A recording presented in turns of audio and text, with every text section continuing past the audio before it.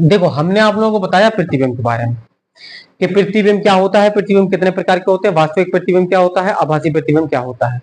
अब बात यहां पर यह आती है कि प्रतिबिंब बनते कैसे हैं। समतल दर्पण की कहानी खत्म है, यहां पर बात कर रहे हैं हम अवतल दर्पण और उत्तल दर्पण। अब अवतल दर्पण और उत्तल दर्पण के द्वारा प्रतिबिंब कैसे बनते हैं। भाई प्रतिबिंब का बनना तो हमने सीख लिया कि वस्तु से चलने वाली प्रकाश की किरणें दर्पण से परावर्तन के बाद जिस बिंदु पर मिलती हैं या जिस बिंदु से फैलती हुई प्रतीत होती हैं उनको हम कहते हैं प्रतिबिंब। और यह भी पता चल गया कि उत्तल दर्पण में प्रतिबिंब आभासी बनते हैं और अवतल दर्पण में प्रतिबिंब वास्तविक बनते हैं, यह भी पता चल गया। लेकिन अब हमें शर्त यहां पर यह है कि प्रतिबिंब बनते कैसे हैं, दर्पण से परावर्तन होता कैसे है, वस्तु से प्रकाश की किरणें चलती कैसे हैं। आपको कुछ पॉइंट याद रखना पड़ेंगे। जैसे पहला पॉइंट ये, जब हम प्रतिबिंब बना रहे होंगे अभी अवतल दर्पण के द्वारा भी और उत्तल दर्पण के द्वारा भी, तब आपको पता चल जाएगा कि ये जो हम नियम बता रहे हैं ये कैसे अप्लाई हो रहे हैं। आपको ध्यान क्या रखना है, आपको ध्यान रखना है पहला नियम कि जो प्रकाश की किरण किसी भी वस्तु से मुख्य अक्ष के समांतर यदि चलती है, कहां से चलती है, मुख्य अक्ष के समांतर अगर चलती है तो दर्पण के बाद मुख्य फोकस से होकर के जाएगी। क्या याद रहेगा, मुख्य अक्ष के समांतर चलने वाली प्रकाश की किरण दर्पण से जब परावर्तन होगा तो मुख्य फोकस से होकर के गुजरेगी। जो प्रकाश की किरण वक्रता केंद्र से होती हुई जाएगी या वक्रता केंद्र की ओर आती हुई प्रतीत होगी, वो वक्रता केंद्र उसी दिशा में, प्रकाश की किरण उसी दिशा में लौटेगी। एग्जाम्पल की तरह समझा देते हैं। जैसे मान लीजिए कोई दर्पण है, ये यहां से प्रकाश, ये मुख्य अक्ष है, अगर मुख्य अक्ष के समांतर कोई प्रकाश की किरण चल रही है तो वो जहां से वापस जाएगी वो मुख्य फोकस होगा, उसका मुख्य फोकस होकर के गुजरेगी। दूसरी बात हमने आपको बताई कि वक्रता केंद्र से होकर के अगर कोई रेखा गुजर रही है प्रकाश की किरण तो वापस भी वो उसी दिशा से आएगी। मान लीजिए ये वक्रता केंद्र सी है, तो अगर कोई प्रकाश की किरण ऐसे गई तो ऐसे ही वापस लौटेगी, क्योंकि वक्रता केंद्र से होकर के जो भी प्रकाश की किरण जिस दर्पण पर जाती है वो लंबवत गिरती है, तो लंबवत गिरने की वजह से वो वापस उसी मार्ग में वापस आ जाती है। मुख्य फोकस से जाएगी तो उसके समांतर हो जाएगी। ये तीसरा पॉइंट है आपका कि जैसे मान लीजिए ये मुख्य फोकस है और कोई प्रकाश की किरण मुख्य फोकस से होकर के जा रही, मुख्य फोकस से होकर के जा रही है तो वो मुख्य अक्ष के समांतर हो जाएगी डेफिनेटली। आगे पूरी बात समझ में। तो इन नियमों का पालन करते हुए हम समझेंगे कि प्रतिबिंब अवतल दर्पण के द्वारा कैसे बनते हैं, उत्तल दर्पण के द्वारा कैसे बनते हैं। अवतल दर्पण की 6 स्थितियां होती हैं, उत्तल दर्पण की 2 स्थितियां होती हैं, मतलब इसमें 6 प्रकार के प्रतिबिंब हम समझेंगे बनाते हुए, और उत्तल दर्पण में 2 प्रकार के प्रतिबिंब बनाते हुए हम समझेंगे। फिर क्वेश्चन पे डिपेंड करता है कि कौन वस्तु की स्थिति कहां है और प्रतिबिंब कहां बनेगा। कौन से दर्पण की बात कर रहे हैं हम, उत्तल की अवतल की बात कर रहे हैं। जिस भी दर्पण की बात कर रहे हैं उसी हिसाब से उसका प्रतिबिंब बनेगा। ठीक है, तो इसको मिटा रहे हैं। एक पहले ट्रिक समझिए और उससे याद रखेंगे हम, केवल उससे क्या करेंगे, हम केवल याद रखेंगे। वास्तविकता में हम वो चीज नहीं बना रहे हैं। किरण आरेख बना करके हमें समझना होगा कि प्रतिबिंब कैसे बनते हैं। लेकिन अभी हम एक ट्रिक, मतलब एक याद रखने की कहानी बता रहे हैं कि याद कैसे रखा जा सकता है कि अवतल दर्पण की जो 6 स्थितियां होती हैं, वस्तु की स्थिति कहां हो और जहां वस्तु की स्थिति होगी तो प्रतिबिंब की स्थिति कहां पर होगी या कैसी होगी। ठीक है, कोई दिक्कत हो तो बता देना इसमें या इसमें। देखिए आप याद रखिए, जैसे मान लीजिए ये एक दर्पण है आपके पास में और ये है अवतल दर्पण। ठीक है, और अब हमें 6 स्थितियां पढ़ना है इसकी। कितनी स्थितियां, 6। तो यहां पर देख लीजिए, मान लीजिए ये इसका मुख्य फोकस है। क्या है ये, मुख्य फोकस है। यहां वक्रता केंद्र मान लिया, ये वक्रता केंद्र, ये 2 चीजें तो होती ही होती हैं, और ये हो गया इसका ध्रुव P। अब हमें 6 स्थितियां मानना है तो हम यहां से स्टार्ट करेंगे। ध्रुव और इसके बीच में एक स्थिति मान लीजिए 1, दूसरी स्थिति हो गई, तीसरी हो गई, चौथी हो गई, 5वीं हो गई, 6वीं हो गई। इसको मान लिया हमने इनफाइनाइट, अनंत। 6 स्थितियां मान ली हमने। अब हमें समझना क्या है, देखो एक पहले टेबल के थ्रू समझेंगे हम। पहले हम एक टेबल के थ्रू समझेंगे। एक टेबल बना लेते हैं, याद रखने की चीजें हम डाटा कलेक्ट करते चले जाएंगे इसमें। ठीक है, मान लीजिए थोड़ी देर के लिए थोड़ा सा और नीचे बनाया अगर हम, यह भी हम केवल समझा रहे हैं कि आप इसे याद कैसे रख सकते, सिर्फ याद रखना समझा रहे हैं हम, सिर्फ याद रखना कि आप याद कैसे रख सकते किसी चीज को। ठीक है, यहां पर हमने लिख लिया है वस्तु की स्थिति, वस्तु की स्थिति, यहां हमने लिख लिया है प्रतिबिंब की स्थिति, और यहां हमने लिख लिया है प्रतिबिंब की प्रकृति, और यहां हमने लिख लिया है आकार, प्रतिबिंब का आकार। अब जरा समझिए, हम कह रहे हैं कि अगर वस्तु, अवतल दर्पण की बात कर रहे हैं, अगर वस्तु अनंत पर रख दी जाए, कहां रख दी जाए वस्तु, तो प्रतिबिंब मुख्य फोकस पर बनेगा। वस्तु अनंत पर हो तो प्रतिबिंब कहां बनेगा, मुख्य फोकस पर बनेगा।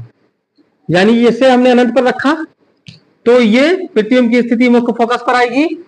प्रकृति इसकी वास्तविक होगी, शॉर्ट में लिख रहे हैं अभी समझाने के लिए।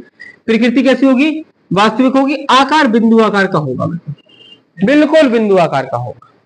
तो मतलब हम एक तरीके से अगर कहा जाए तो हम ये नहीं कह सकते कि वास्तविक है का आभासी, बिंदु है।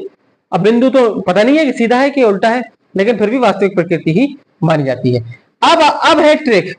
अब हमें एक कदम यहां से बढ़ना और एक कदम यहां से बढ़ना, एक कदम यहां से एक कदम यहां से बढ़ करके हम ये सीख सकते हैं कि अवतल दर्पण के द्वारा वस्तुओं को भिन्न भिन्न स्थानों पर रख दिया जाए तो प्रतिबिंब की स्थितियां, उनके आकार, उनकी प्रकृति कहां कहां होती है, इस ट्रिक के माध्यम से हम सीख सकते हैं। एक स्टेप हमने बढ़ाया, हमने इसका स्थिति वस्तु की कहां करी, अनंत और वक्रता केंद्र के बीच, या यूं कहने कि वक्रता केंद्र के बाहर, यानी सी के बाहर, हम कहते हैं सी के बाहर। तो जब सी के बाहर एक स्टेप हम यहां पे बढ़े तो एक स्टेप हम यहां पर आ जाएंगे, यानी प्रतिबिंब कहां बनेगा, कहां, सी व एफ के मध्य। कहां बन रहा प्रतिबिंब, वक्रता केंद्र और मुख्य फोकस के बीच बन रहा। बनेगा कैसा, वास्तविक। वास्तविक के साथ साथ कैसा बनता है, वास्तविक बनता है तो हमेशा उल्टा बनता है, आभासी बनता है तो हमेशा सीधा बनता है। अब कैसा बनेगा, वस्तु से छोटा। कैसा बनेगा, वस्तु से छोटा। बिंदु आकार को हम अत्यधिक छोटा भी कह सकते थे। अब वस्तु को ऐसे ऐसे बढ़ाना है और प्रतिबिंब को ऐसे ऐसे बुलाना है। वस्तु से कहेंगे तुम जाओ, प्रतिबिंब से कहेंगे तुम आओ, तो हो गया कहानी खत्म। अगर हम वक्रता केंद्र पर वस्तु को रख दें तो प्रतिबिंब भी वक्रता केंद्र पर ही बन जाएगा, क्योंकि एक स्टेप यहां पे चले और एक स्टेप यहां पे चले। तो अगर हम सी पर रख दें तीसरी स्थिति में तो कहां पर बनेगा, सी पर ही बनेगा। वास्तविक बनेगा, उल्टा बनेगा, समान आकार का, वस्तु के बराबर बनेगा, वस्तु के। तो अब यहां से भी देखो, जब स्थिति अगल बगल में थी तो बिंदु आकार का, फिर थोड़ा और बढ़ा, जब वस्तु जहां रखी वहीं प्रतिबिंब बना तो समान आकार का बना। अब प्रतिबिंब बड़ा होता चला रहा ना, बिंदु आकार फिर छोटा, फिर उससे बड़ा, यानी कि बराबर के आकार का, फिर और बड़ा, फिर बहुत बड़ा, इस तरीके से। तीसरी स्थिति, चौथी स्थिति, अगर हम वस्तु को वक्रता केंद्र और एफ के मध्य रख दें तो प्रतिबिंब कहां बनेगा, वक्रता केंद्र के बाहर। मतलब सी व एफ के मध्य हो तो प्रतिबिंब सी के बाहर बनेगा, वास्तविक बनेगा, उल्टा बनेगा, बड़ा बनेगा। अब वस्तु से कैसा बनेगा, बड़ा।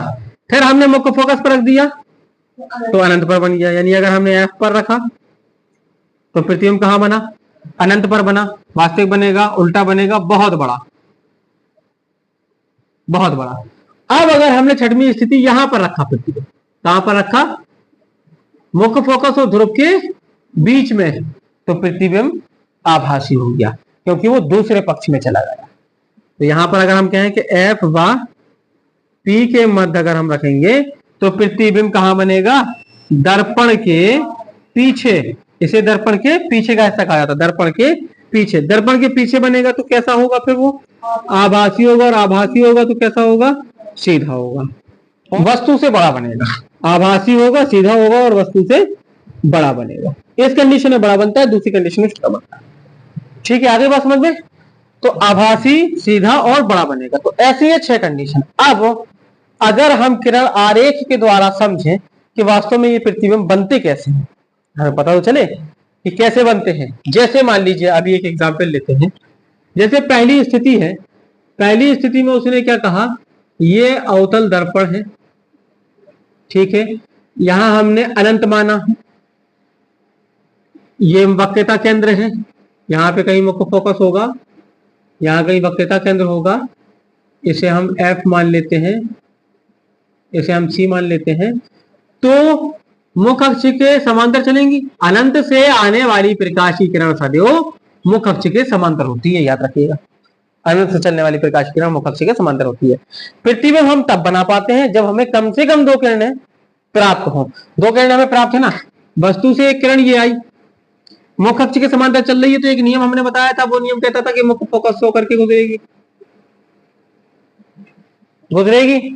और एक प्रकाश की किरण ये चल रही, मुख्य अक्ष भी है और इसके समांतर भी चल रही, तो जब यहां पर जाकर के वो टकराएगी तो फिर यहीं से तो वापस आएगी।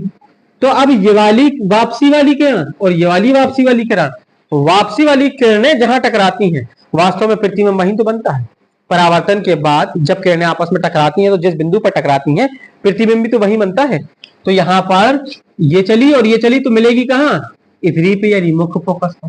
तो बन गई पहली कंडीशन, कोई दिक्कत वाली बात नहीं है। किरण आरेख बनाना हो, चाहे जैसे किरण आरेख बनाना हो, किसी भी तरीके से आप आराम से सीख सकते हैं। जैसे हम दूसरी कंडीशन की अगर बात करें, दूसरी कंडीशन में देख लो, ये दर्पण है आपके पास में, अवतल दर्पण की चूंकि अभी बात चल रही है। अब हमने वस्तु कहां रखना है, सी के बाहर, मान लीजिए ये सी है, ये मान लीजिए एफ है, तो वस्तु को हमने यहां कहीं रख दिया, ये है मान लीजिए कोई वस्तु,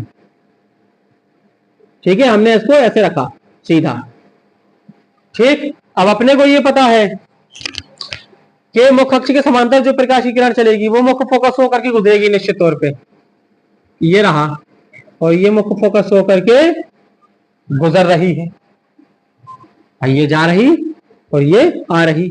अब हमें एक दूसरी किरण चाहिए, एक दूसरी किरण चाहिए हमको, जिससे हमें ये पता चले कि कटान बिंदु कहां मिल रहा। अब आप ये कहेंगे कि भाई इसको गुजार लो, तो इसको नहीं, हमने वस्तु को ऐसे माना है, अगर हमने यहां से प्रकाश की किरण चलाना चालू करा है तो यहीं से हमें दूसरी किरण चाहिए। कहां चाहिए हमें, यहीं से हमें दूसरी किरण चाहिए। दूसरी किरण को हम वक्रता केंद्र से भेज देते हैं। वक्रता केंद्र से इसलिए भेज देते हैं क्योंकि जिस दिशा में जाएगी उसी दिशा में वापस भी आएगी। तो हमने, ये थी आपकी वक्रता केंद्र, यही था ना सी, और ये था एफ, तो वक्रता केंद्र से हम एक किरण को गुजार देंगे। देखो ये इससे टकराएगी और इसी से वापस आएगी, तो इसकी वापसी और इसकी वापसी कहां मिल रही, यहां मिली वापसी वाली। अब जब वापसी मिल रही तो ये है मुख्य अक्ष, तो मुख्य अक्ष से तो नीचे की तरफ हो गया, तो औंधा मुंह हो गया इसका, उल्टा मतलब। और देख लो वस्तु इतनी थी, देखो ऑटोमेटिक प्रतिबिंब छोटा है, देखो सी के बाहर, सी के बाहर रखा, प्रतिबिंब सी और एफ के मध्य बनना चाहिए, प्रतिबिंब सी और एफ के मध्य बना, वास्तविक उल्टा बनना चाहिए, वास्तविक उल्टा बना, छोटा बनना चाहिए, प्रतिबिंब से छोटा भी, प्रतिबिंब से छोटा भी।